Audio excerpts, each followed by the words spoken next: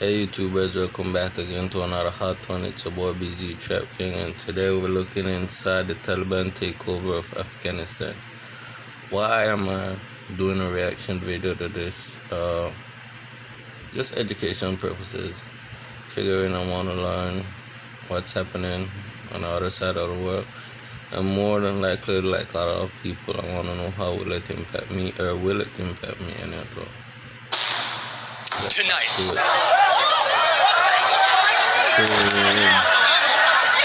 Panic, chaos, a staggering collapse. The Taliban have taken Afghanistan. Ben Solomon was in Kandahar just before that city was seized, riding with Afghan forces in full retreat. Ben is here to talk about how the country's fall happened in just weeks.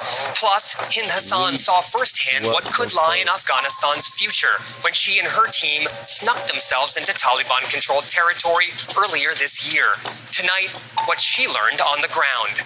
And it's hard to dream up a worse failure of American foreign policy and intelligence. 20 years, 4 presidents, trillions spent, and thousands of service members killed. Liz Landers reports on how the U.S. political machine is responding to the Taliban's takeover. This happens so fast, and why didn't we see it coming? That's what I've been wondering all day, watching the horrifying videos coming out of Afghanistan. And I'm not alone. Afghan leaders are blaming President Ashraf Ghani, who fled yesterday without warning the public or the rest of the government. Officials say Ghani made the country's problems worse by refusing for months to work with the Taliban to create a path for a peaceful transition of power. The acting defense minister tweeted that Ghani and his cohorts tied our hands from behind and sold the country. In the U.S., President Biden blamed, and I can't believe I'm saying this, the Afghan military. We gave them every chance to determine their own future. We could not provide them was the will to fight for that future. But our own Ben Solomon was just in Afghanistan and says the failure to stop the Taliban had nothing to do with a lack of will. He joined me earlier today to talk about what he saw. Ben, thank you for joining us, and happy to see that you're back in the United States safely. I understand that you were in Kandahar in southern Afghanistan, that you were able to leave with the Afghan military as they were throwing down their weapons effectively on a cargo plane out of the city. What was that like? So in the end, our experience in Kandahar was a problem because we got caught there. We got stranded. When we flew in on a commercial flight, the expectation was it'd take a few weeks, even when the fighting started to really get serious, we'd be able to kind of get out. What we didn't expect and we didn't foresee was that these soldiers would just so quickly give up the city. When it did happen, the airlines all shut down flights. The UN evacuation flights also shut down. Everything was shutting down. And when that was happening, we started to kind of worry what we were going to do. By the end, we found ourselves with one of the most elite units in the country called the 03 unit. They are CIA trained, American funded. These guys spent 20 years becoming the go-to military force that America relies upon in their stead. The U.S. never lets access to them, but in this case, it was so desperate that we just kind of found ourselves with them and protected with them. They were the ones preparing for what was going to be the last stand against the Taliban.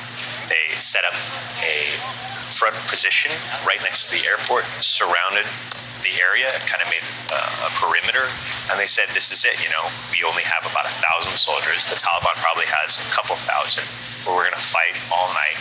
We're going to do everything we can. But we were getting ready for what was going to be one of the most hairy nights of our lives. And just when the sun was about to go down, they announced that they had come to a truce, and the military commanders up top and higher up in the military had decided to stand down, have their soldiers put down their weapons, give up all of their heavy gear, their Humvees, their artillery, all of their bigger weapons.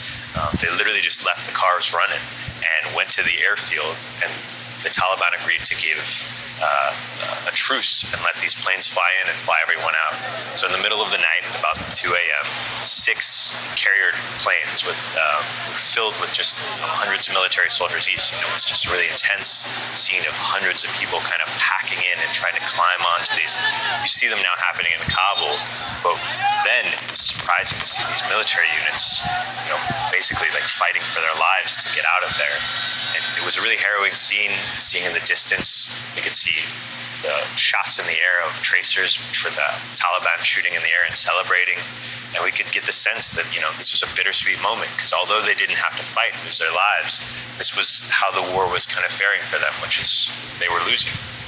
I think the story that people in Washington might be trying to tell is that the Afghan military forces had the resources they need, they just lacked the will to fight.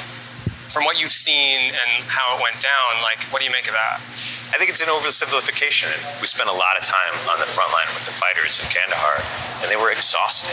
They were outgunned, they were underfed, they were undersupplied, and they just were exhausted by it all. So this idea that they didn't have the gumption, they didn't have the ability or the will to get into the fight.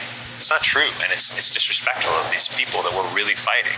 And when the dominoes started falling and these people were all handing it over, the bigger reality is the soldiers that did want to fight didn't have the support. Thousands of Taliban guys compared to just a few hundred willing soldiers. It's not a fair fight. I'm wondering what you're hearing about people on the ground that you have been in contact with who might be trying to get out, who are fearful of what a Taliban regime might entail in the near and the future, and what's going on. It's the biggest problem right now is that the people that are trying to get out, it's not specific to people that work with the military or people that were interpreters. It's not just any one subset. It's everyone. Everyone in the country is looking for a way out, some way or another. I'm getting calls from high military officials asking if I know anybody that they can talk to. They're calling you. Calling me, asking if I have some contacts in some embassy or something that they don't know about. I'm getting calls from all of the people we worked with looking for any way out. And there's really no answer. So now, we're living in this world where there's not a real thought going into what's going to happen with the Afghan people. Well, thank you, Ben. Glad to see you're back safe, and there's so much more to talk about and to see from your reporting. Thanks so much. So much is so keen on that.